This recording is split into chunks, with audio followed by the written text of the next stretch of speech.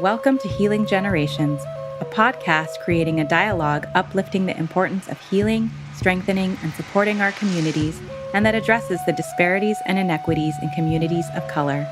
Healing Generations is brought to you by the Healing Generations Institute, a collaborative initiative of the National Compadres Network and the Brotherhood of Elders. Be sure to subscribe to stay up to date on our new releases.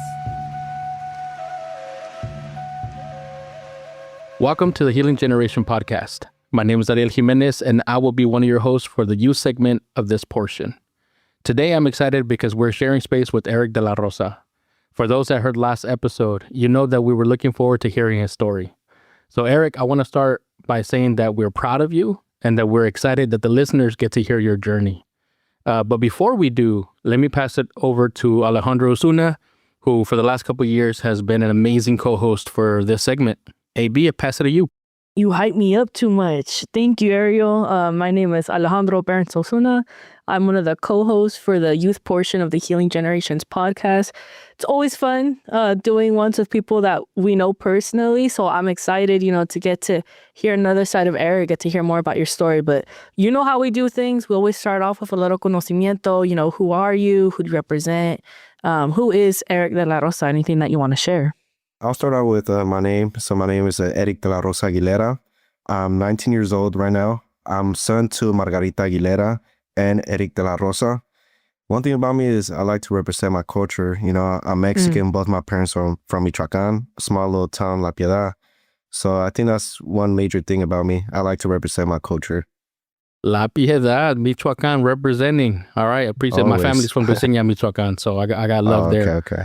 So let's start with this. How did you get connected to NCN? What was your entry point to the work and to your program right now? So yeah, it was kind of a funny story because I was actually in the juvenile system because, I was a young kid, didn't want to learn nothing at all. So I would just focus on the street lifestyle. So yeah, I was in the juvenile system, but ever since a little kid, I was introduced to these type of programs like New Hope, Catholic Charity.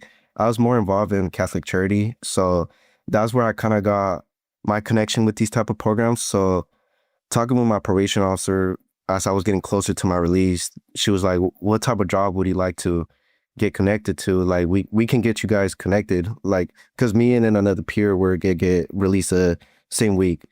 So I told her, like, there's this program that I was connected to back then, which is called the Catholic Charity. And I would like to do some type of work like that, help out the youth. Like, I've been in their shoes, so I feel like it would be easy for me to communicate with them. And literally the next week, that's when I met Celali and David. They came in, repping that NCN shirts and everything. So I'm like, okay. But I still didn't know that much of NCN until one of my peers. He was involved with them first, and then he started telling me more about them. And then that's what caught my entrance. So as I got closer to release, that's when I communicated with my PO about it, that, I wanted to get connected with NCN and see how National Compadres Network, how it was, and everything worked out in my favor. I've barely started working with you, but it's been a blessing so far. You bring a very fun energy to the office with your HR checks and everything.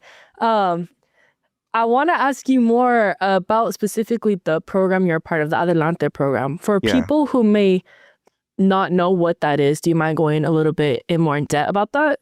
So yeah, Adelante program is basically a program created by National Compadres Network and the Santa Clara County Office of Probation.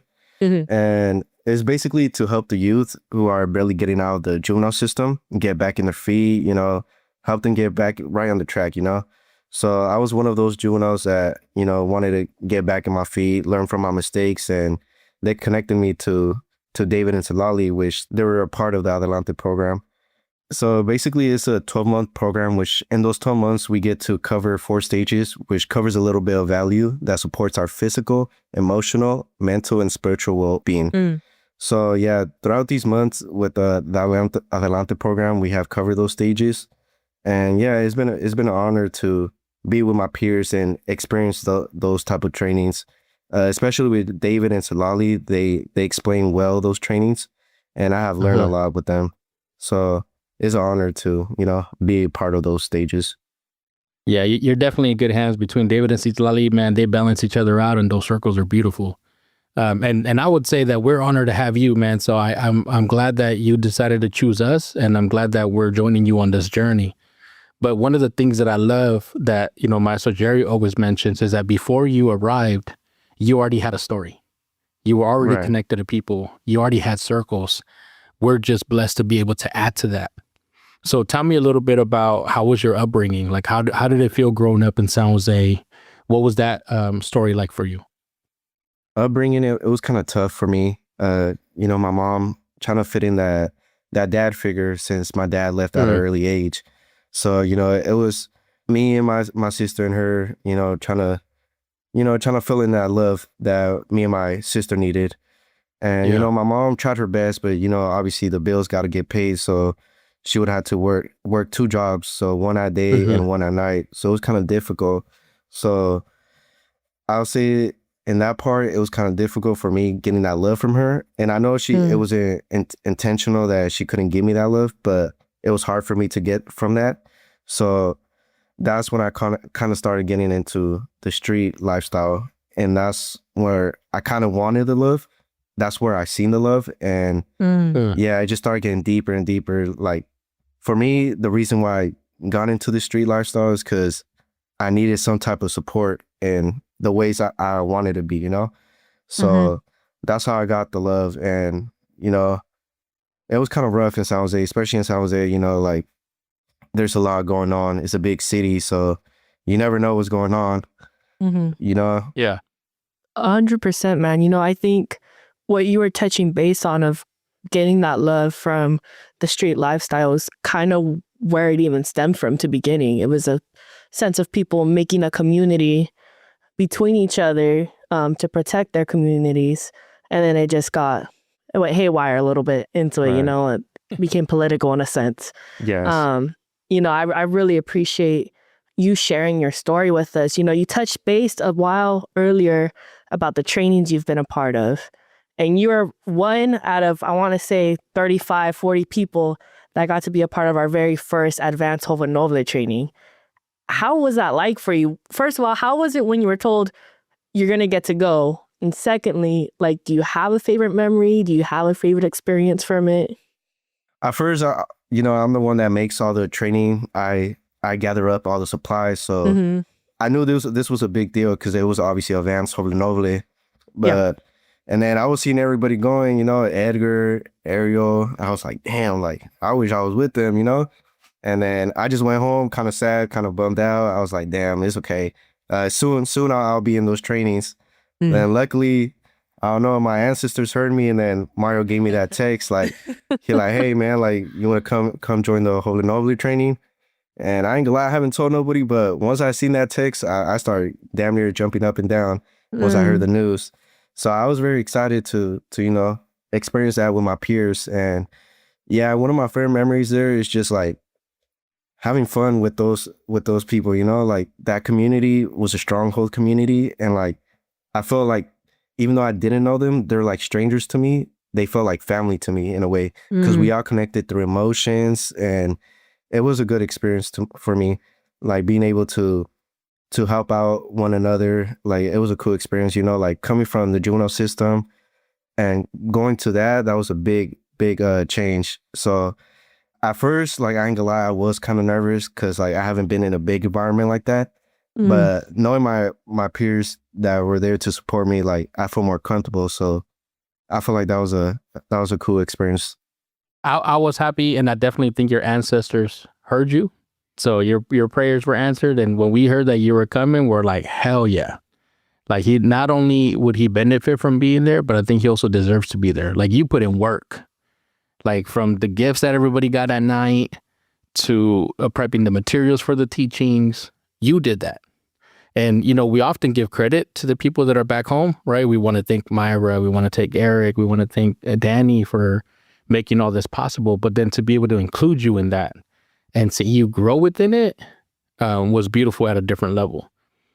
But let me stick to that retreat for a little bit longer, because there's a lot that went on, right? You got to hear stories from Master Jerry. You got to create your own medicine teachings.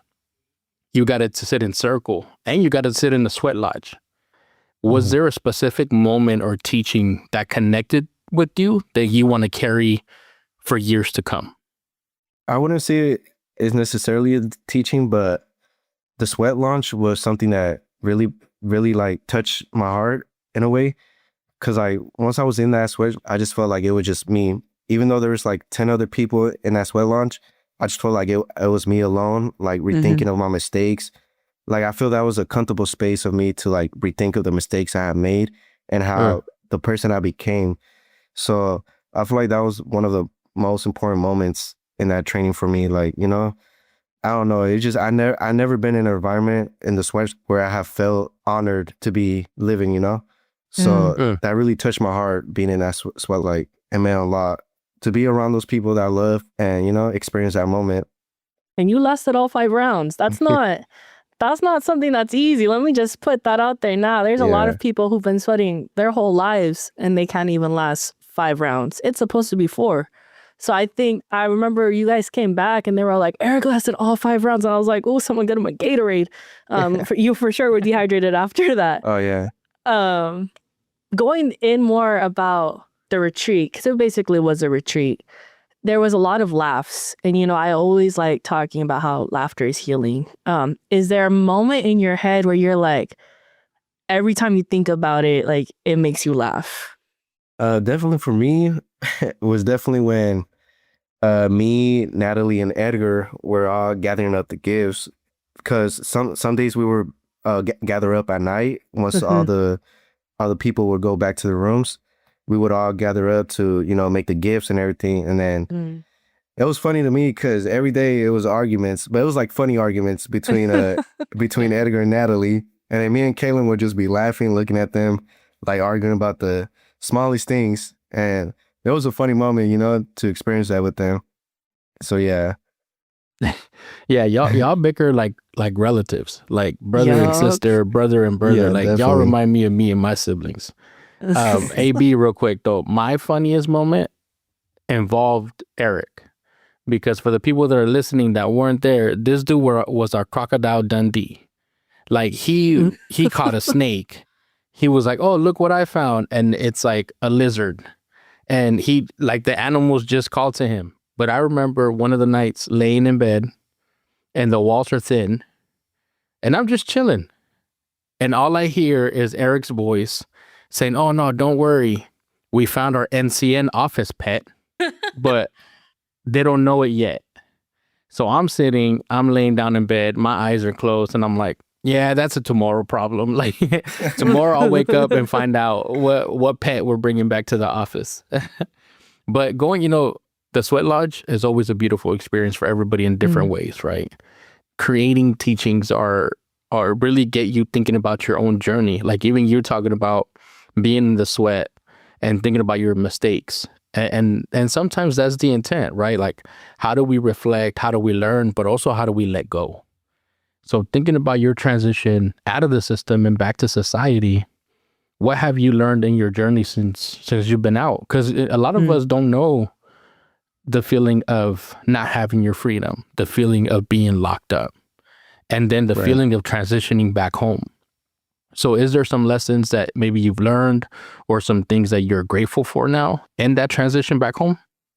Yeah, I would say definitely some lessons that I definitely learned throughout this process of me being home now is take it day by day. I feel like that's the most important thing, because I have seen some peers, you know, like that rush things right away when they come home and things don't work out for them. So I have learned from their mistakes in a way. Their mistakes have helped me and learn and process what I need to do day by day. So, you know, like every day I think about, like today I think like, oh, do I have homework tomorrow for school? Like, you know, the small things matter. So I feel like, in my opinion, like I just got to take it day by day. And another lesson is just use your voice. Your voice is strong. Like how Maestro said, Maestro has told me many times, like, your voice is strong. Like, yeah, you may think that, okay, just because I'm a Adelante member doesn't mean that I'm just like a lower person from NCN. Like, I also got a voice, you know? He said, just because I'm a maestro doesn't mean that I'm the top guy. Like, we're all equal at the end of the day. So that's how I see it. Like, everybody's voice matter, and that's how I'll use it throughout my life. The concept of using your voice, and one, acknowledging that you have a voice in every space you're in is a big thing. But two, acknowledging the power behind it is a lesson that I did not realize at your age, and I'm barely any older than you. So I think the fact that you already know that and you're already going through life with that, it's awesome to me, you know? A lot of times people say when you find your voice, you find out like when you're sacred. And I know this is like a hard question. It's not one that like any of us have like a specific experience where we're like, yep, this was the moment. But I want to ask you, when you think of finding your voice, when you think of, you know, you being sacred in everyday life, when did you realize like, I'm sacred? I would say definitely for me was, as you know, dealing with the juvenile system. When I barely got into the juvenile hall, I was facing pretty serious charges, and then every court day my mom was there, and every time I walk in, I would just look at my mom right away and just see the tears falling from her eyes, so that would touch my heart, like knowing that I had those feelings and knowing that someone still had love for me, even though I faced pretty serious charges. Like, that's when I felt like I knew I was sacred, like knowing that I still got that support system.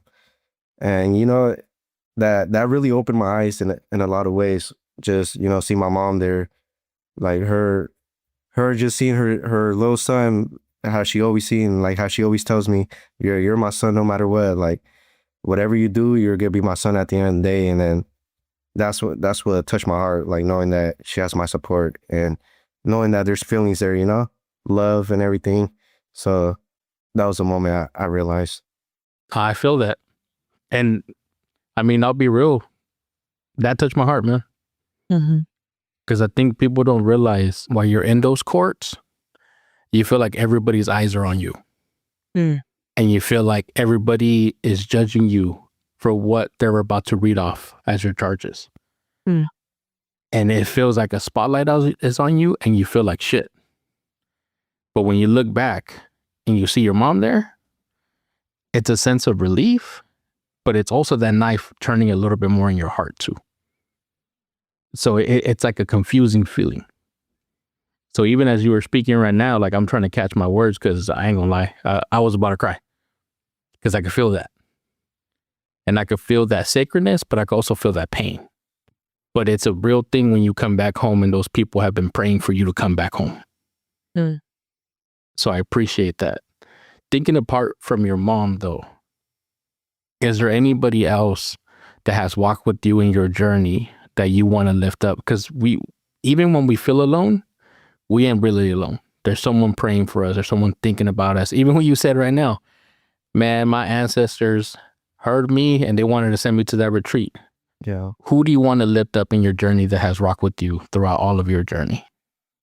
I'll definitely say my girlfriend. We've been knowing each other for 5 years, but she has been to the journey of me going up and down, basically a roller coaster. Like, I've been having my good moments and my bad moments, and, she has been there, even though she was not a family member, obviously. Like, she has communicated me, like, told me good wordings of how to make me feel better, So she has supported me to the journey. And like I said, that's real love right there. Like, she don't see me differently as other people have. Like, some people have known that I've been in the juvenile system and they kind of judge me, like they always think like I'm doing something to them, so. But she has never seen me differently. She's like, I still see you as the same kid that I met like 5 years ago. Like, those little things that you have done doesn't matter to me. So I feel like that's another person that has shown love to me. I think that's really beautiful that you guys have been able to see each other grow up.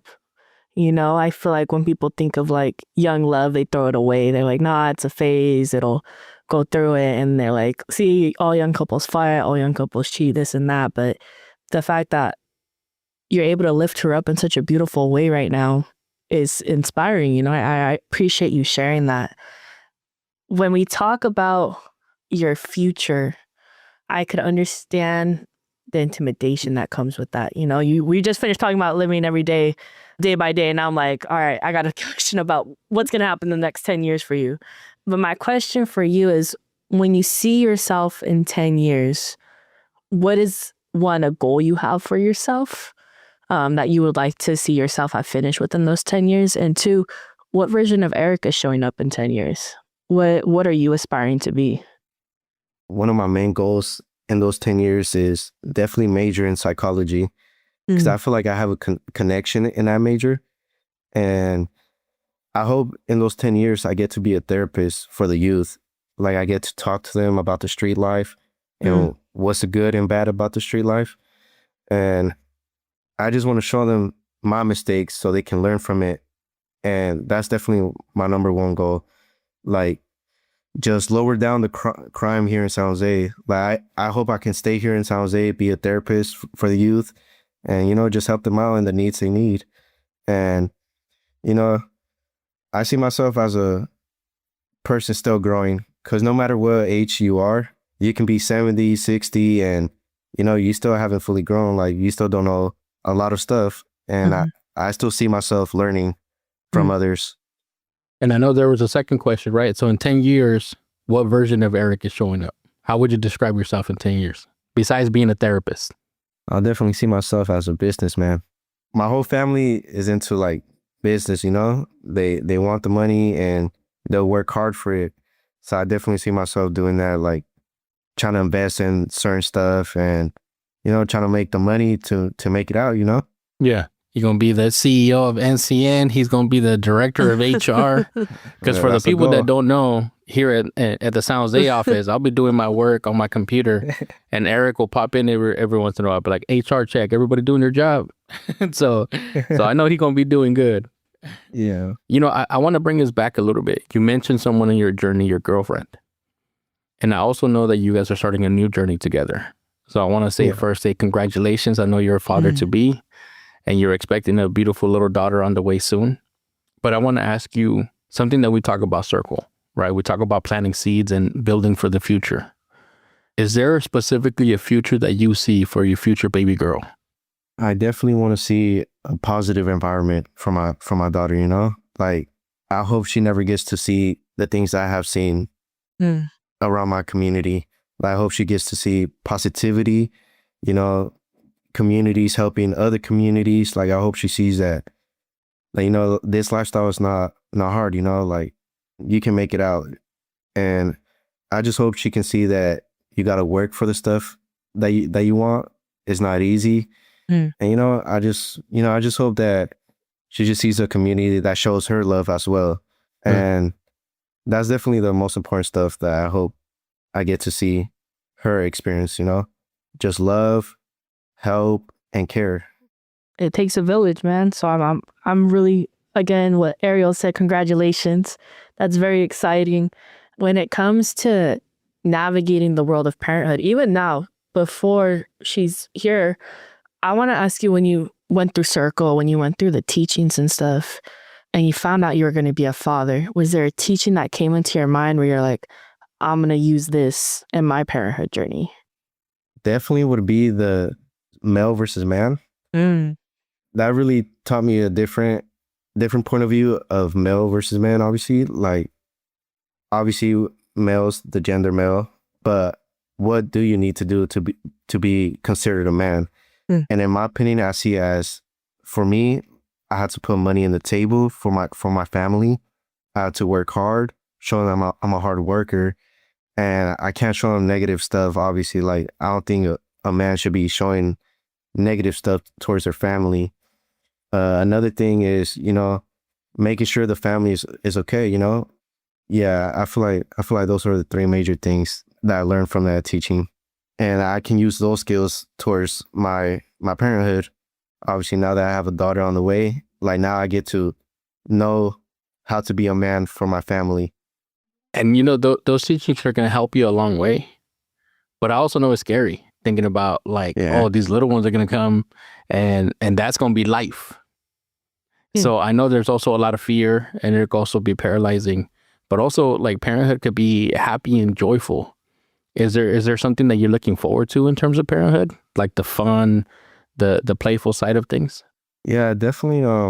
I was excited once I found out the gender, which daughter, and I haven't heard nothing but good things of having a daughter. It's just like, it just feels like a warm welcoming, like having a daughter. She always puts you on check and everything.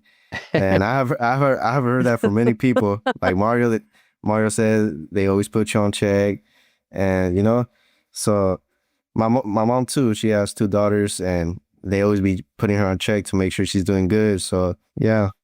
Nah, as a younger brother to an older sister, they be putting you in check. I swear I've never been in more fist fights than I have with my own sister, who she's the definition of chingona. She does not care. I want to thank you for sharing what you shared. We're gonna go into my favorite portion of the podcast. I'm still waiting for my shirt. 4 years in, have not gotten my shirt yet. Ariel, you gave me your palabra on that the first year. It's in the mail. It got lost. It's delayed. No worries. So the question goes, if you had a microphone, and on this microphone, the whole world can hear what you're about to say, what is one issue you would like to lift up? So yeah, definitely for me, the most important thing that I've been doing right now is my white part. And my white part basically focuses on food insecurities. And I've been studying a lot about that, like the whole subject about food insecurities. And it's just crazy to me how, like, it's not fair for those communities that, like, for instance, like that live here in San Jose, the rent is really high. So obviously they want to live under a roof. So their main priority is to pay the rent, but they have no money left for their food, their groceries.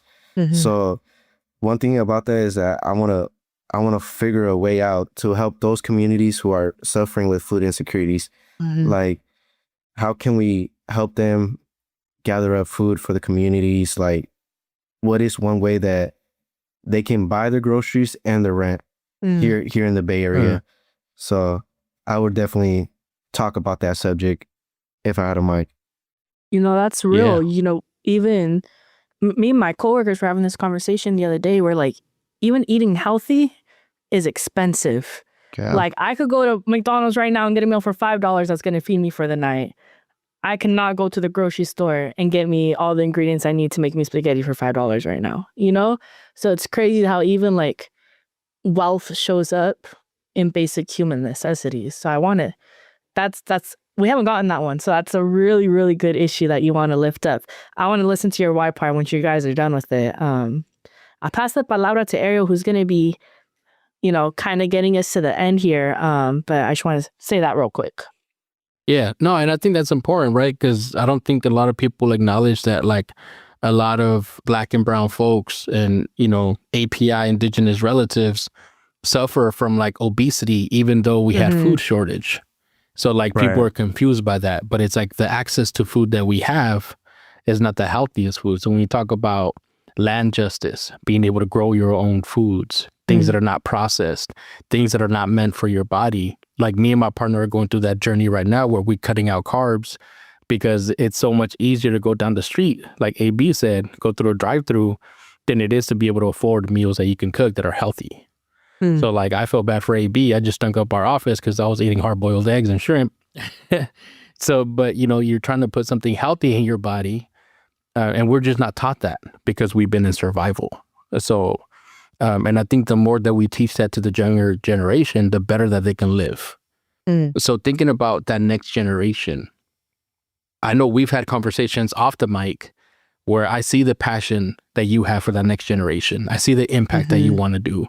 Talking about food justice, you're talking about being an incredible father, you're talking about giving back to community. There's so many aspects of just how you live that you're already thinking about generations removed. But what is some advice that you have for the next generation? What are some tools that you have built, that you have sharpened, that you think could build a better next generation for those to come in the future? Yeah, so definitely, as my daughter obviously being a part of that next generation, I'll definitely, those skills that I would like to share with them is to have communication skills. Like, I at first, obviously not being involved with education, like I didn't have as good as communication skills. But throughout the process of me being involved with NTN and being a student board member at Santa Clara County office, it helped me a little bit get confident and talk with others in front of 20 plus people. So I feel like communication skill would be one skill I would like to share with them. And then, another second skill that I would like to show them is use your voice. Like I said right now in the podcast, like your voice is the most important thing that you can use towards your community. So I hope I can use those skills for my daughter and she can learn them and, show her peers and, make a difference for the community. 100%, man. There's nothing more powerful than a woman who knows how to use her voice. And that's coming from someone who was raised by a bunch of like very powerful women. We're getting to the end of our podcast, so I'm gonna open up the floor to both of you. Is there any, final closing remarks you want to give? Any last pieces of advice you want to give? We'll start off with you, Erick, and then we'll move the palabra to Ariel. Yeah, one thing I would like to end with this podcast is learn from your mistakes. Your mistakes don't define who you are as a person. And coming from me, obviously coming out of the juvenile system, I never thought that I would come out of my past. Like I thought I would just be stuck in that one point. But advice that I give is meet other people and meet like different people that are in different environments so you can get comfortable with that. And I think that's the most important thing, just meeting people outside of your circle, and meet those people that will definitely uplift you to do better. Thank you. Ariel? Yeah, I think my mind's going all over the place right now. Right. You said something that reminded me, like, just because you made a mistake doesn't mean you are a mistake. So you're bigger than that. Right. So I'm glad to see the blessings that you're carrying. I'm glad to hear your voice speak up because you're so quiet when you first came to the office. And now we get to see your personality. We get to see your voice. We get to see the teachings that you carry. So I definitely want to lean in on that. Right. Your voice is literally you projecting the things that you carry in your heart. And it took me a while to cultivate my voice because I was undocumented. I was new to the U.S. I was taught to be seen and not heard. I was taught so many tools to be silenced versus to appreciate my voice. So when I hear you say your voice is the most powerful tool, it's a reminder to me that I still got to work on that. But just hearing your story, Erick, and knowing your story, I also just want to let you know, like, we're proud of you. We see the growth that you made, man. I see the hard work that you put into, and that baby that you're going to be able to hold in your hand is so blessed to have such an amazing father like you. So I just wanted to let you know that, man. Thank you. I just want to say a big thank you to you, Erick, for coming on today, being able to hear your story. It was a fun time for us being able to just sit in palabra with you and share these conversations. I definitely think it's something that a lot of our youth in our community are going to be able to relate to. And it's also a story that's not told that often. So the fact that you're using your voice to make that change is really wonderful. As always, a big thank you to Ariel for being my co-host for the youth portion of the Healing Generations podcast. A big thank you to the listeners who are tuning in today. We appreciate you guys always. You could find us at Na Cultura Cura on Instagram and at National Compadres Network on Facebook. And we are excited to see y'all next time. Thank you so much. For more information about Healing Generations and the Healing Generations Institute, visit nationalcompadresnetwork.org and be sure to subscribe to stay up to date with our new releases.